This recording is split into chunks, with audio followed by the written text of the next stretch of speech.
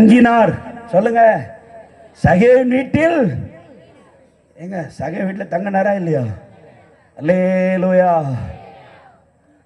தங்கும் போது இவ மனசாட்சி வேலை பார்க்குது. உத்தமர் அல்லவா, நல்லவர் அல்லவா, சுகத்தை கொடுத்தவர் அல்லவா, மரணத்தை ஜெயித்தவர் அல்லவா, இவர் ஏன் வீட்டில் தங்கிட்டார் ஐயா? இனி இந்த பாவம் எனக்கு வேண்டாம், இந்த அநியாய சம்பாத்தியம் எனக்கு வேண்டாம், இனி என் வாழ்க்கையில் எனக்கு எதுவுமே வேண்டாம், இந்த வேலை வேண்டாம், இந்த சாப வேண்டாம், இந்த பொல்லாத பணம் எனக்கு வேண்டாம் என்று சொல்லி ஆண்டவர்கிட்ட போய் சொல்றானா, ஆண்டவரே நான் யாரிடத்திலாவது. இயேசு ஒரு மனுஷனுக்குள்ள வந்துட்டாருன்னா முதல்ல என்ன வரும்னா, யார் யாருக்கெல்லாம் விரோதமா நம்ம நின்னோமோ அவங்க கிட்ட எல்லாம் போய் என்ன கேட்க வரும்? அல்லேலூயா. எங்க சத்தமா சொல்லுங்க, அல்லேலூயா. அதுதான் முதல்ல வரும். நான் அப்படிதான் செஞ்சேன்.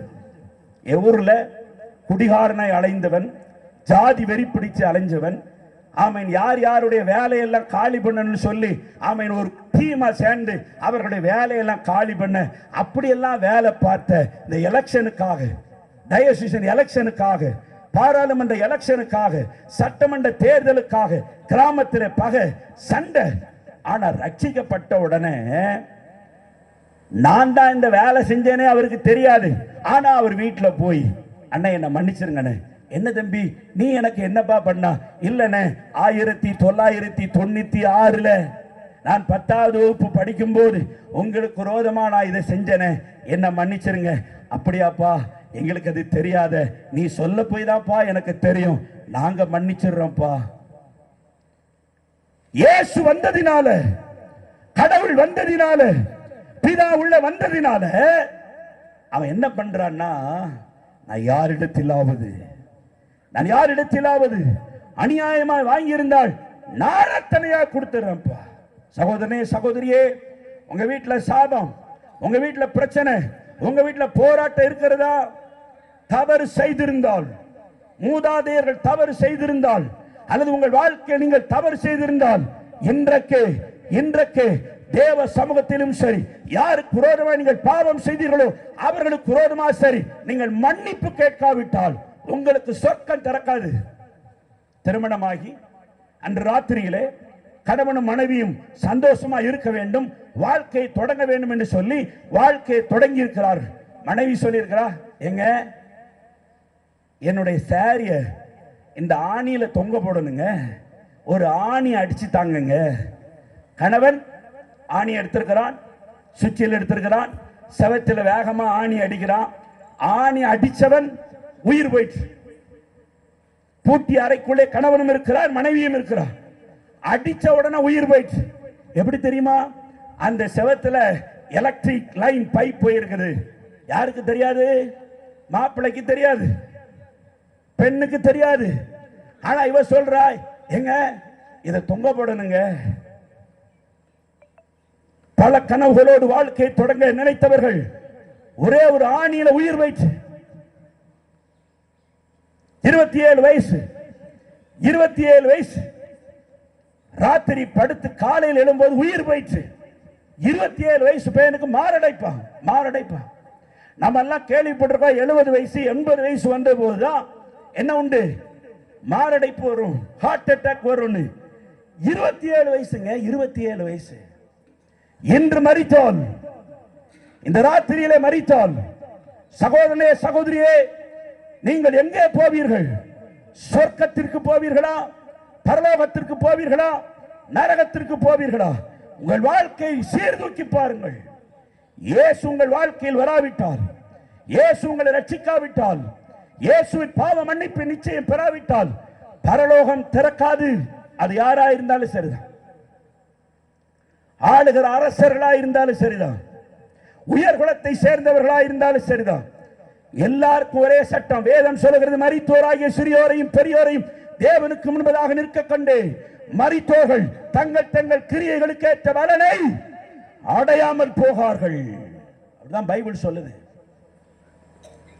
மதிகேடனே, இன்றைக்கு ராத்திரி ஒரு ஜீவன் எடுக்கப்பட்டால் நீ எங்கே போவாய்? சகோதரனே சகோதரியே, அப்படிதான் ஒரு மனுஷனை வேதம் சொல்லுது. ஆனா உங்களை பார்த்து நான் சொல்லுகிறேன், என் சகோதரனே, என் உடன் பிறந்த சகோதரனே சகோதரியே, இதை கேட்டுக்கொண்டிருக்கிற தாயே தகப்பன்மார்களே, என் நண்பர்களே, என் தோழர்களே, அன்பாய் உங்களுக்கு சொல்லுகிறேன், இயேசு சுகம் கொடுக்கவர், இயேசு பலன் தருகிறவர், இயேசு வியாதியை மாற்றுகிறவர், இயேசு கடன்களை மாற்றுகிறவர், இயேசு உங்கள் கண்ணீர்களை துடைக்கிறவர். அவருக்கு உங்கள் வாழ்க்கையை நீங்கள் ஒப்பு கொடுத்த போது எப்படி ஒரு ஐயா வழியில் இருந்து என்னை ஆண்டவர் தூக்கி எடுத்தாரோ, அதே போல உங்களை தூக்கி எடுக்க ஆண்டவர் வல்லவர். உங்கள் யாரையும் நான் மதம் மாற சொல்லவில்லை, நீங்கள் மனம் மாறுங்கள் என்று உங்களுக்கு சொல்லுகிறேன். யாம் பெற்ற இன்பம், யான் பெற்ற சந்தோஷம், யாம் பெற்ற சுகம் உங்களுக்கும் கிடைக்கட்டும். ஆண்டவர் உங்களை ஆசீர்வதிப்பாராக. அல்லேலூயா. எல்லாரும் எழுப்பின்னு இருக்கலாமா? அவன் விடலைங்க, முயற்சி அவன் விடல. எப்படியாவது இந்த காலேஜில் இடம் வாங்கி தந்துருங்க,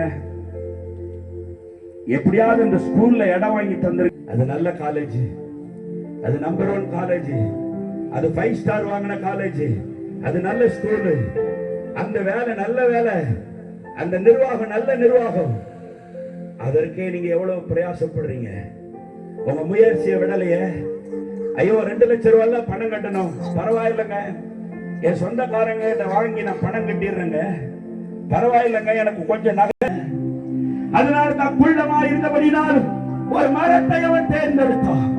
இந்த மரம் எனக்கு வசதியா இருக்கும், இதை நான் நின்று பார்ப்பதற்கு எனக்கு அது உதவியா இருக்கும். அவரை யாரையும் மறைக்க முடியாதியா, அவர் யாரும் மறைக்க முடியாதியா. நீங்க 2 லட்சம் தானே கேட்டீங்க, நாங்க 2.5 லட்சம் தாரோம். உங்க காலேஜில் எனக்கு இடம் தந்துருங்க. எத்தனை பேர் இருக்காங்க தெரியுமா? முயற்சி தேவை, இயேசு தேவை. சகோதரனே சகோதரியே, உங்களுக்கு ஆண்டவர் தேவை. அறிந்திருந்தான், அறிந்திருந்தான், முயற்சி செய்தான், இயேசுவை பார்த்தான். இயேசு அவனை தேடி வந்தார், இயேசு அவனை தேடி வந்தார், இயேசு அவனை தேடி வந்தார். நல்ல 2 கரங்களை தட்டி, எல்லா 2 கரங்களை தட்டி, வலி தப்பி நான் தீர்ந்தேன், பாவ பலி அதை சுமந்தறிந்தேன், வலி தப்பி ஆனா இயேசு கைவிடார், தானாய் வந்து ரட்சித்தார், ஆனா இயேசு கைவிடார், தானாய் வந்து ரட்சித்தார். அந்த நல்ல இயேசு எங்கள் சொந்தமானாரே, அந்த நல்ல இயேசு எங்கள் சொந்தமானாரே. சந்தோஷம்